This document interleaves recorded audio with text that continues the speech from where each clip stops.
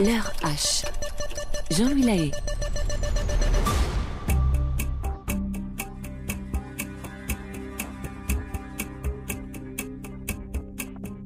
Nous sommes en janvier 1928, dans la vieille Angleterre. Nous sommes à 1 heure de Londres, dans l'Essex, dans l'énorme presbytère sombre de Borley. L'air est glacé dehors. De la vapeur s'échappe de la bouche du révérend Bull. Il a succédé à son père en s'installant avec sa femme et ses 4 enfants. Mais ils vont bientôt devoir quitter le domaine pour laisser un nouveau révérend prendre la relève. Le révérend Smith. La famille Smith ne se doute pas une seule seconde de la sinistre réputation du presbytère. La légende raconte qu'un moine et une nonne entraient les lieux après que lui ait été pendu et elle emmurée dans la cave du prieuré sur laquelle Borley a été construit. Nous sommes en janvier 1928, il est 19h et c'est l'heure H de mon histoire.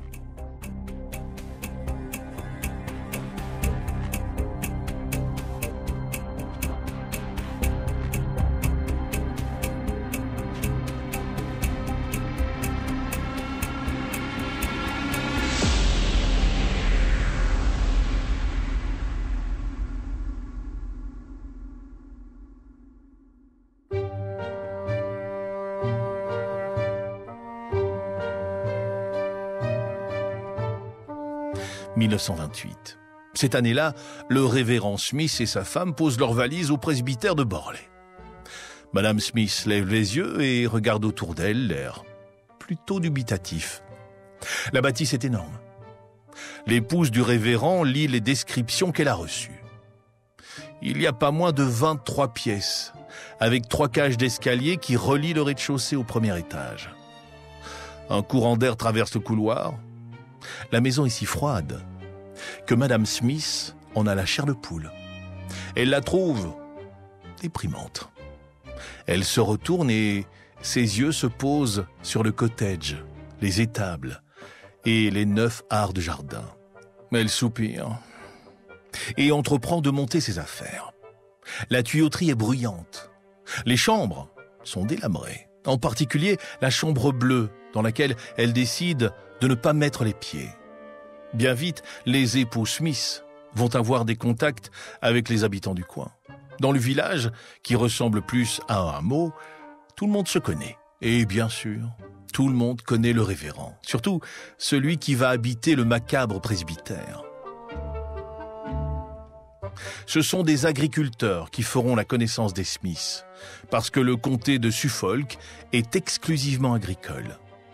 La population a chuté après la révolution industrielle, ce qui donne au village rural son caractère silencieux, pour ne pas dire morbide. Un jour, un croyant interroge l'homme d'église.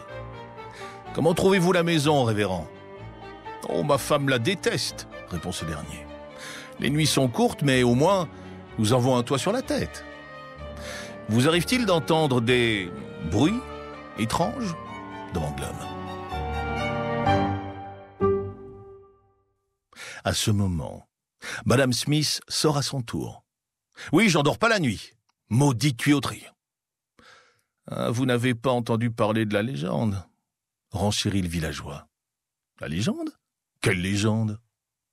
Le paroissien fait donc le récit des rumeurs qui circulent sur le presbytère qui a été construit sur un ancien prieuré. Dans cette dépendance vivaient plusieurs moines qui avaient fait vœu de chasteté, de pauvreté et d'obéissance. Mais l'un d'eux a enfreint les règles de l'abbaye et n'a pas tardé à être dénoncé. La relation amoureuse qu'il entretenait avec l'une des nonnes lui a valu la vie. Il a été pendu dans le jardin, tandis que la nonne a été emmurée dans la cave du prieuré. « Le presbytère dans lequel vous habitez, ajoute le croyant, la rumeur raconte qu'il serait hanté. Les Smiths n'étaient pas au courant de la réputation que les Bull avaient forgée avant eux au domaine. Lorsqu'ils rentrent chez eux ce jour-là, les bruits de tuyauterie sont devenus dans leur imaginaire des coups mystérieux. Le soir, alors que les époux Smith sont au lit, ils écoutent la maison se réveiller. Il n'y a plus un bruit, sauf celui du vent, qui se faufile par les joints détériorés des fenêtres, et celui des coups donnés dans les tuyaux. Madame Smith tend l'oreille et entend des bruits de pas, comme si quelqu'un se déplaçait dans le couloir froid et humide devant sa chambre. Elle remonte lentement sa couverture et s'endort. Les Smiths ne sont pas dupes. Quand le soleil se lève, ils arrivent à en rire. Quel genre de fantôme pourrait choisir d'élire domicile dans une bâtisse infestée de rats? Mais les rumeurs ne cessent de se multiplier. Les histoires des boules deviennent de plus en plus nombreuses. Les villageois qui croisent le révérend et sa femme n'ont qu'un sujet de conversation: les apparitions fantomatiques aux alentours du presbytère. À l'époque du révérend Boule et de sa femme, nombreux ont rapporté avoir vu une nonne se balader autour du domaine. Éclairée par la lueur de la lune, elle suivait un chemin bien précis, celui qu'on a appelé la balade de la nonne. Le révérend Boule avait même fait construire un cottage, qui était en fait sa résidence secondaire, pour avoir une vue sur la balade de la nonne. « Et vous avez vu quelque chose ?»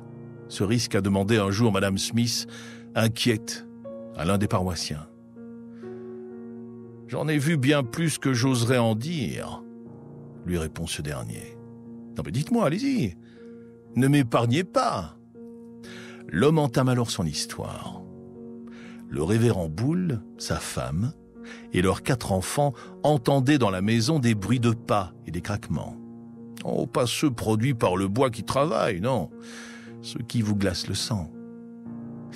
Ils percevaient des coups dans les murs, comme si quelqu'un frappait depuis la pièce d'à côté. Mais le plus terrifiant a sans doute été l'expérience de la famille Boule, avec les objets qui se déplaçaient timidement et qui, un soir, ont fini par être propulsés d'un bout à l'autre de la pièce. Quant à ce croyant, il affirme avoir vu la nonne de ses propres yeux. « Mais qu'avez-vous vu exactement ?» s'enquiert Madame Smith. « Un soir, j'ai aperçu la nonne se promener lentement dans le jardin sombre du presbytère. Elle portait une cape et ses mains étaient jointes. Le fermier qui habite à quelques maisons plus loin l'a vue lui aussi. Il l'a vue à une des fenêtres du haut. Son regard figé au loin l'a terrorisé. À ce stade, les Smiths décident de faire appel au Daily Mirror. Le révérend écrit une lettre au journal anglais parce qu'il veut prendre contact avec la Society for Psychical Research. Oh, son objectif n'est pas de trouver les fantômes qui entraient les lieux, mais bien de convaincre les villageois que rien de paranormal ne se passe. En effet, les Smiths ont peur que toutes ces rumeurs empêchent les paroissiens de se rendre au presbytère, par crainte de tomber sur une nonne ou un moine. Quelque chose va cependant venir ébranler le rationalisme des époux. Alors qu'elle nettoie la maison de fond en comble, la femme de ménage découvre une boîte à la cave. Une boîte assez spéciale. Madame Smith l'ouvre et soulève un papier qui semble être collé à un objet. Et là, stupeur, l'objet ressemble à un crâne d'être humain. La légende du presbytère de Borley semble prendre forme sous les yeux ébahis des Smiths. Les jours qui suivent sont intenses. La femme de ménage décide d'ailleurs de quitter les lieux, après avoir vu elle aussi la nonne marcher, puis s'évaporer soudainement. La deuxième servante du domaine ne sera pas épargnée non plus. Un soir, alors qu'elle nettoie les escaliers qui montent au presbytère, elle entend derrière elle un vacarme tel qu'elle lève la tête, imaginant voir s'avancer une charrette et des chevaux lancés à vive allure. Ce jour-là, elle affirme avoir aperçu un carrosse tiré par des chevaux fantomatiques qui s'est évanoui comme le brouillard. C'en est trop. Avec la lettre des Smiths parvenue au Daily Mirror, les villageois ne sont plus les seuls à venir visiter le domaine, à n'importe quelle heure du jour ou de la nuit. Des dizaines de touristes descendent de grands bus motorisés pour pouvoir apercevoir les fantômes de Borley. Un jour, un certain Harry Price, grand enquêteur du paranormal et un reporter du nom de Monsieur Wall, débarque sur les lieux. C'est à cet instant que les rumeurs racontées au coin du feu vont prendre une tournure bien plus réelle. Harry Price fait des recherches universitaires qui lui permettent de déterminer les causes naturelles de certains phénomènes inexpliqués. Il n'en est pas à son coup d'essai. Pourtant, ce que les Smiths vont lui raconter va tout de même intriguer sa curiosité et flirter avec son rationalisme.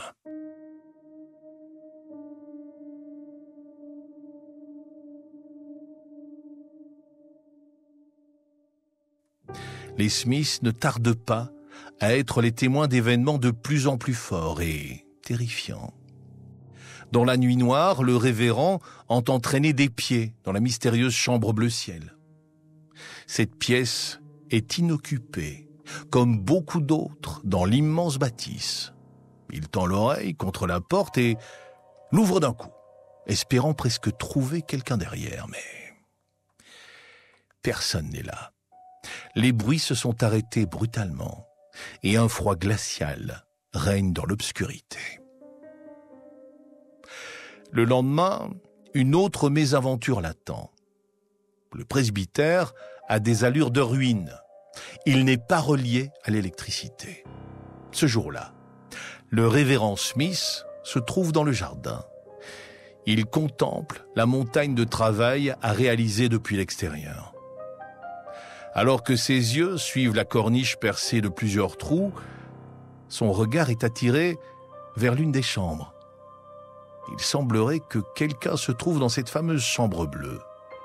Une lueur s'allume, puis s'éteint. Elle se rallume et se rééteint. Smith se met à courir et enjambe les marches de l'escalier principal 3 par 3. Arrivé en haut, il s'arrête net, écoutant attentivement.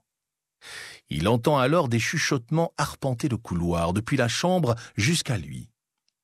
Les poils sur ses bras se dressent, et des frissons parcourent son dos jusqu'à venir serrer sa nuque. Il n'ira pas plus loin. Depuis que Harry Price enquête sur les lieux, le presbytère est en grande effervescence. Quelqu'un voudrait-il lui faire croire quelque chose ? Jusque-là pourtant, les intentions des époux Smith étaient tout à fait claires. Leur objectif était de prouver que tous ces événements peuvent trouver une cause naturelle. Mais alors que dans le couloir on entend une femme chuchoter, tout espoir s'évapore. Harry Price et le journaliste qui l'accompagne veulent utiliser la science pour expliquer ces phénomènes. Dans la cuisine, en ce 12 juin 1930, ils sont assis autour de la table avec les Smiths. Alors qu'ils discutent, le verre d'eau de Price prend une couleur de plus en plus sombre pour finir noir charbon. Son aspect change très vite et s'épaissit.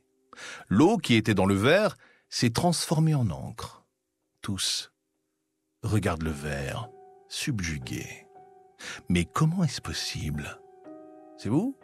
C'est vous qui avez fait cela, Monsieur Price, s'affole Madame Smith.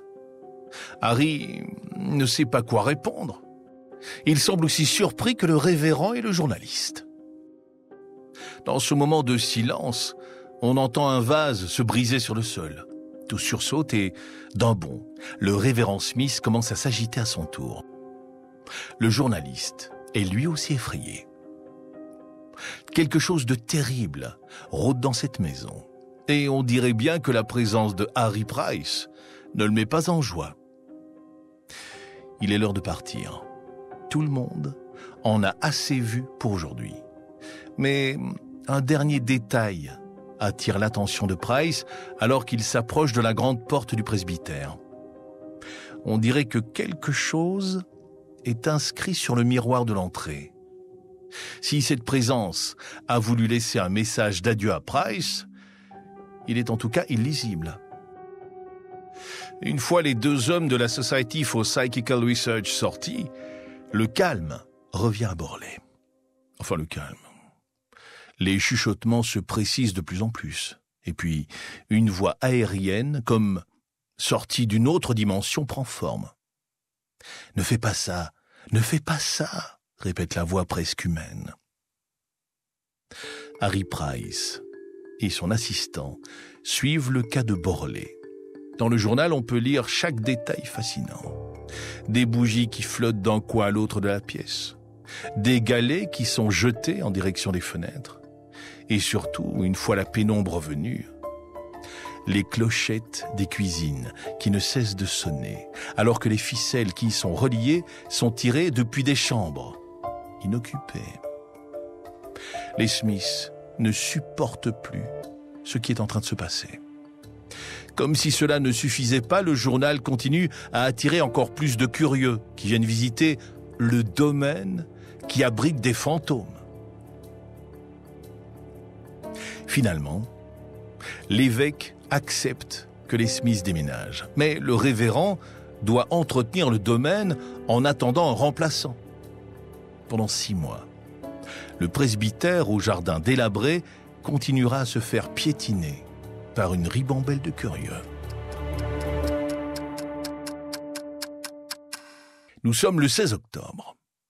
Le révérend Foyster est accompagné de sa femme Marianne et de sa fille Adélaïde, âgée d'à peine 2 ans. Ils sont au courant, mais comment ne pas l'être, qu'Harry Price, enquêteur par excellence des phénomènes inexpliqués, a investi les lieux avec le Daily Mirror. L'historique des événements a été détaillé.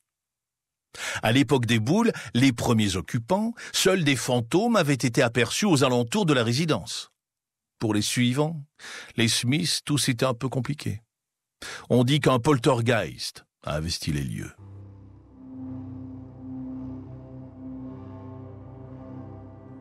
Dans l'obscurité du presbytère, des objets se déplacent.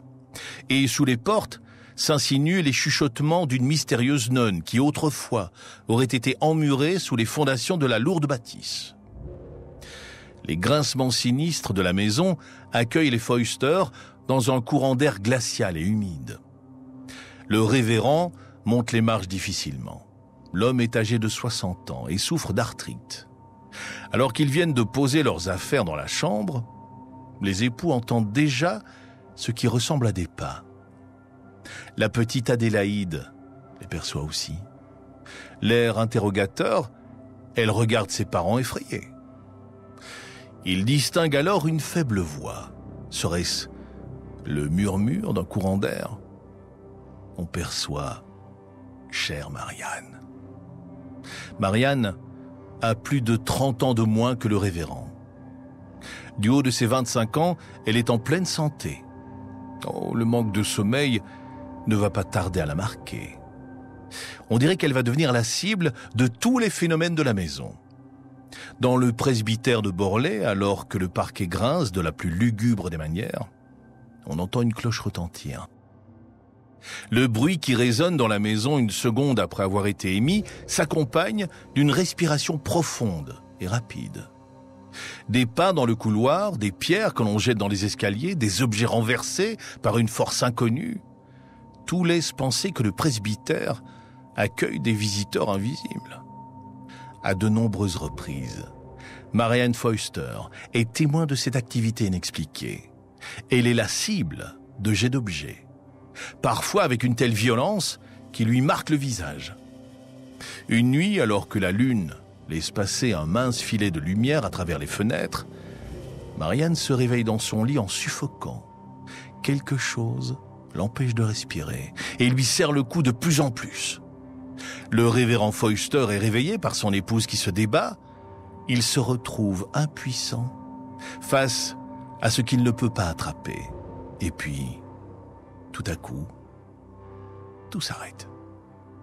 Les jours qui suivent sont ponctués par l'apparition de messages qui commencent tous par le nom de Marianne. Marianne, aidez-moi, s'il vous plaît. Pourtant, alors qu'on semble lui réclamer de l'aide, Marianne se sent agressée. À plusieurs reprises, elle est poussée violemment dans sa chambre. Et si son mari tente de s'interposer, il est à son tour victime de jets de pierre en plein visage.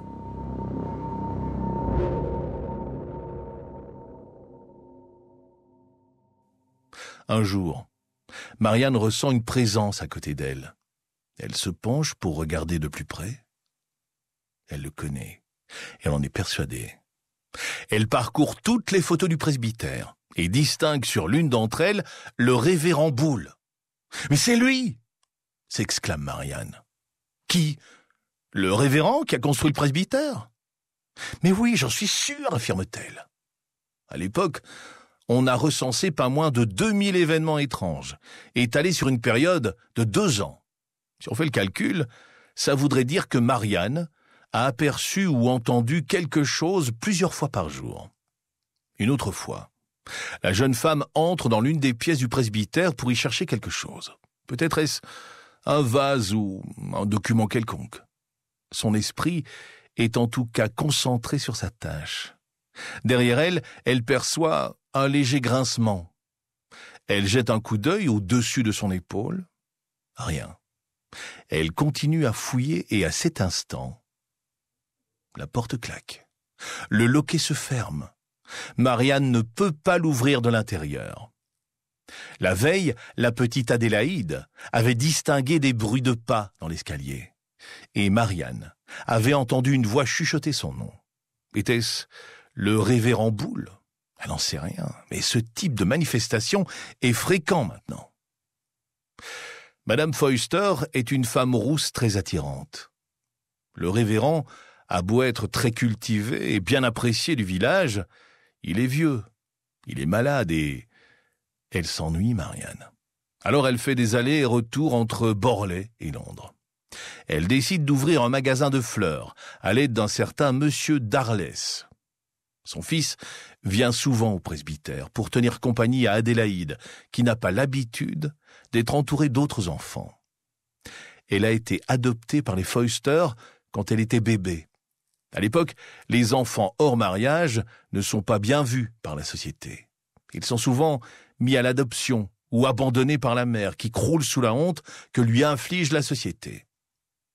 Marianne a d'ailleurs été accusée par les habitants du village de pratiquer le baby farming. Elle n'en a que faire de ces rumeurs, et son désintérêt pour Borley ne fait que croître. Darlès est un homme assez excentrique. Il ne la laisse pas s'ennuyer, mais il est intrusif. Il se balade souvent dans la propriété et impose presque sa présence quand il vient déposer son fils. Et la légende de Borley ne tarde pas à se répéter. Comme le moine et la nonne qui avaient vécu un amour interdit, Marianne et cet homme mystérieux vont devenir amants. Comme pris dans la tourmente de la malédiction du presbytère, Darlès commence lui aussi à être la malheureuse victime d'une force parfois invisible, mais bien souvent aperçue rôdant dans le domaine. Sous forme d'une nonne, d'un moine, de chevaux sans tête ou parfois de calèches. Le 13 octobre 1931, Harry Price, de la Society for Psychical Research, rend visite pour la première fois aux Foyster.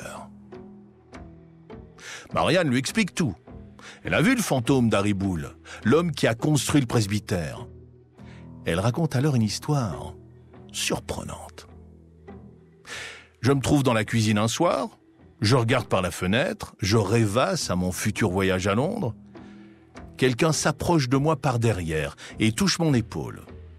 Je m'inquiète pas plus que ça. J'habite pas seul dans cette grande bâtisse. J'entends alors ce qui ressemble à des battements d'ailes. Et se dessine derrière la vitre de la fenêtre, ou peut-être dans son reflet, une énorme chauve-souris. Sur mon épaule ne se trouve pas la main de mon mari, mais une main de métal. Ah bon, et ensuite ? Harry Price est fasciné. Ensuite, plus rien. Nous avons tenté 2 exorcismes déjà. Ils ont tous 2 été interrompus par des jets de pierre. Le révérend Foyster intervient alors. Je pense que Marianne est dotée d'un don qui lui permet de ressentir et de voir ce qui nous échappe parfois. Puis, il y a tous ces mots qui lui sont adressés, avec son nom écrit en toutes lettres. Drôle de coïncidence, n'est-ce pas ? Mais alors, qui en veut à Marianne ? Ou qui tente d'attirer son attention à tout prix ? Harry Price a sa petite idée sur le sujet, mais il n'ose pas s'aventurer dans une longue explication lors de sa première visite. Il sait très bien que ce qu'il va dire pourra être mal interprété. Mais après tout, son rôle est quand même de déterminer si ce qui se passe au presbytère est l'œuvre de quelque chose habitant ce monde. Alors, quand il est de retour au domaine, l'enquêteur lance sans prendre de gants. « Marianne, vous êtes la source de ces phénomènes. » Le révérend Foyster et Marianne le regardent, surpris. « Mais comment osez-vous parler de la sorte à ma femme ?» s'emporte l'homme d'église. Price n'a pas voulu les choquer. Mais il pense que c'est la vérité. Marianne cause ces manifestations. Et le révérend reprend. « Sortez de chez nous et n'y remettez plus jamais les pieds. » Voilà comment se solde la deuxième et dernière visite d'Harry Price. Il est pourtant sûr que Marianne joue un rôle dans ces phénomènes. Il n'a pas évoqué le mot « intentionnel », mais cela aura suffi au Foyster pour le mettre à la porte. L'enquêteur est lui-même assez dubitatif quant à l'origine de ces événements. Il n'est pas sûr que Marianne les crée, mais il remarque que, depuis qu'elle a investi les lieux, les incidents se sont intensifiés. Ce n'est pas lui qui pourra terminer l'enquête qu'il avait entamée avec les Smiths auparavant. Pourtant, il n'a pas dit son dernier mot. Octobre 1935. Les Foyster affrontent un nouvel épisode qui va les pousser à bout. Adélaïde est enfermée dans une pièce qui n'a pas de poignée à l'intérieur. Une force retient la porte, alors que ses parents essayent tant bien que mal de l'ouvrir depuis l'extérieur. Dans le coin de la pièce, la petite voit une ombre s'élever puis se former. L'ombre, qui ne cesse de grandir, vient bientôt l'envelopper. Adélaïde crie de toutes ses forces. Après cela, plus rien ne retient les Foyster dans la maison. La santé du révérend se dégrade et il est bientôt impossible pour lui de s'occuper de l'église. Ainsi, les lieux vont être abandonnés. Ah oui. Qui voudrait de ce presbytère hanté où les fleurs du jardin sont piétinées par des hordes de touristes souhaitant voir la balade macabre de la nonne?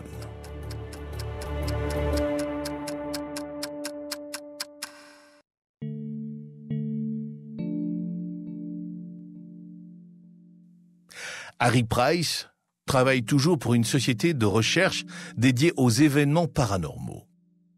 Il tente d'expliquer, grâce à la science, des phénomènes inexplicables.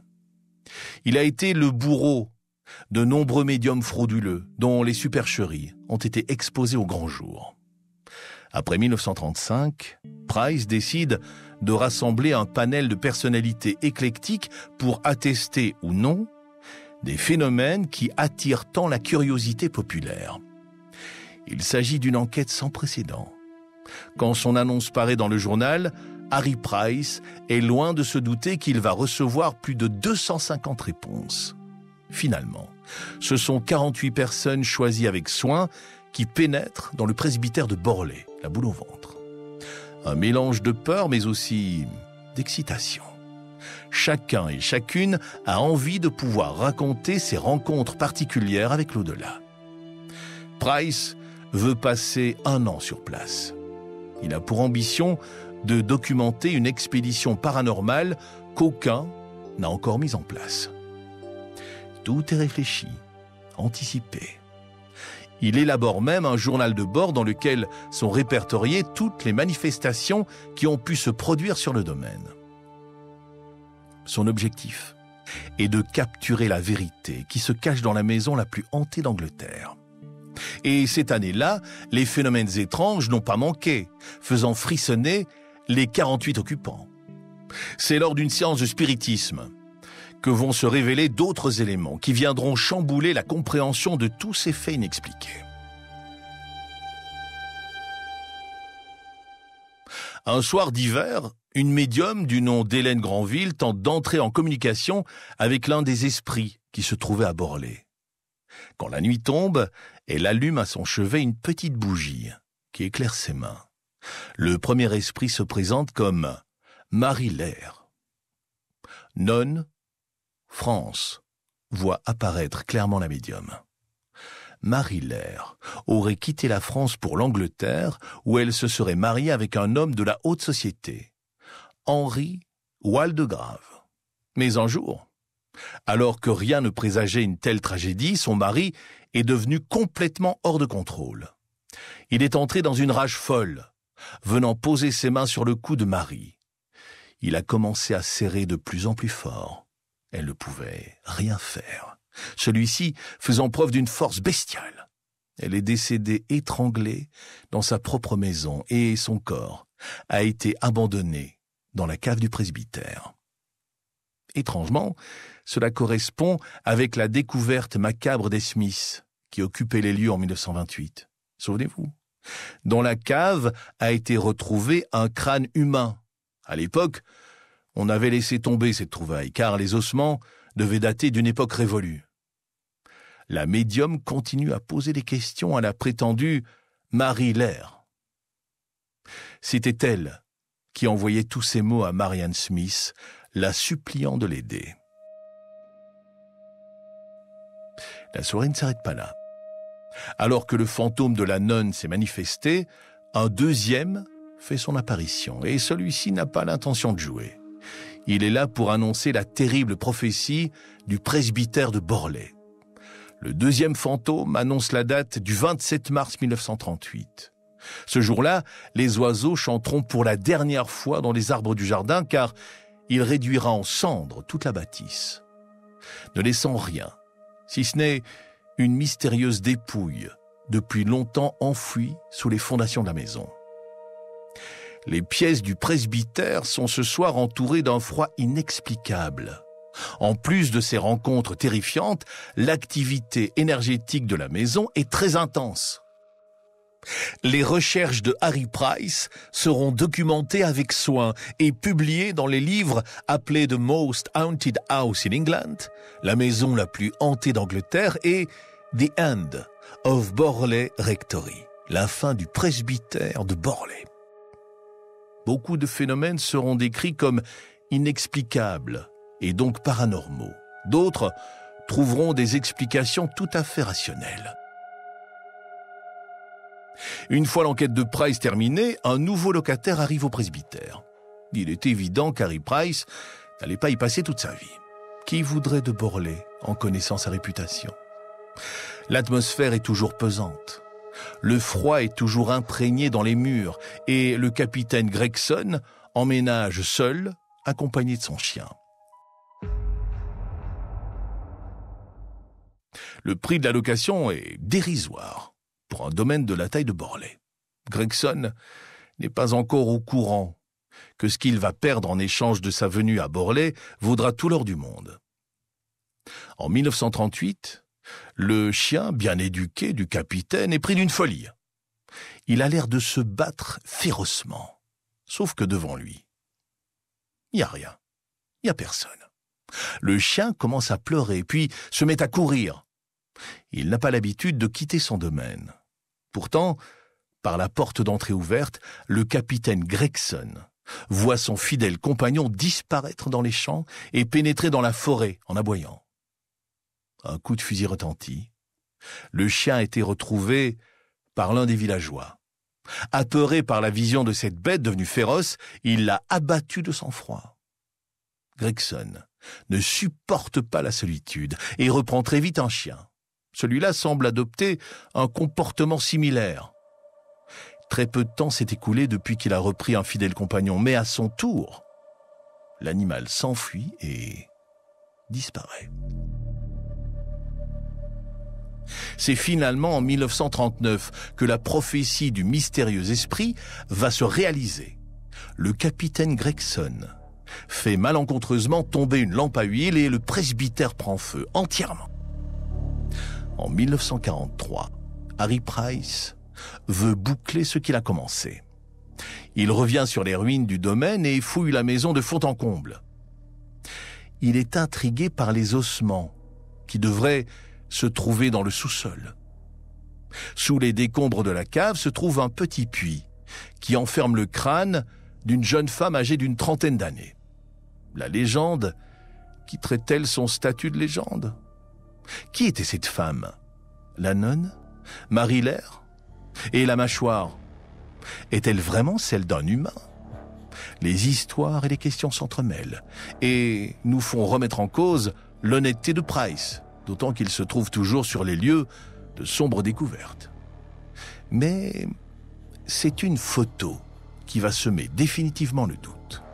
Ce jour-là, Harry Price est accompagné d'une photographe qui va immortaliser leur dernière visite sur les lieux pour le journal Daily Mirror. Sur la photographie, on voit une énorme bâtisse dont seuls les murs extérieurs semblent tenir debout. En bas, on aperçoit les petites fenêtres de la cave et un immense trou presque au centre, qui accueillait sans doute une lourde porte d'entrée. Au milieu de ce trou béant, une brique est immobilisée dans l'air. Un seul problème se pose. Price est formel. Il n'y avait pas de ficelle et personne n'était à l'intérieur de la maison. Donc, personne n'a pu jeter de pierre au moment de la photo sans être démasqué. Mais la collègue de Price passera aux aveux plus tard. Lors de leur visite, il y avait des travaux de démolition en cours. Et c'est un ouvrier qui déblayait l'intérieur qui a jeté la brique avec les débris qui se trouvaient devant l'entrée. Était-ce la supercherie de trop? Peut-être.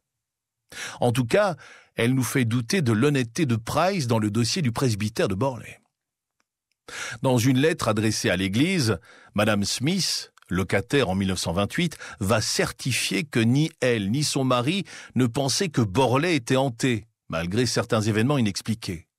Elle va aussi faire part de ses suppositions concernant Price, après la recrudescence des phénomènes une fois ce dernier sur les lieux. Elle va aller jusqu'à l'accuser d'en avoir manigancé certains. Elle avouera aussi avoir profité de sa venue pour pouvoir quitter le domaine, tant les conditions y étaient déplorables. En 1944, le presbytère de Borley est entièrement détruit. Aujourd'hui, on ne voit même plus la fondation de la bâtisse. Mais Borley n'a pas cessé de faire parler de lui. Harry Price décède en 1948. Et une enquête de la Society for Psychical Research révèle la possible mise en scène de phénomènes qui auraient pu être causés naturellement. Marianne Foister est, elle, toujours en vie. Il nous reste la version des faits de celle qui s'est retrouvée au centre de ces manifestations. Dans une interview qui ne pourra être publiée qu'après sa mort, pour une raison évidente, elle va avouer ceci. Ce qu'elle a vécu au presbytère de Borley était une pure invention. Et juste comme ça, le mythe s'effondre. Alors, a-t-on réellement chassé des fantômes au presbytère ou a-t-on suivi de simples ombres? Il semblerait que Borley reste le théâtre de l'inconnu et que ses habitants y aient brouillé la frontière entre réel et surnaturel.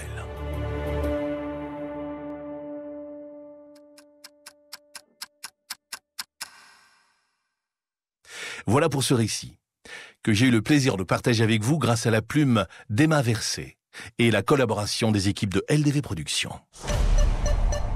L'heure H. Jean-Louis Lahaye.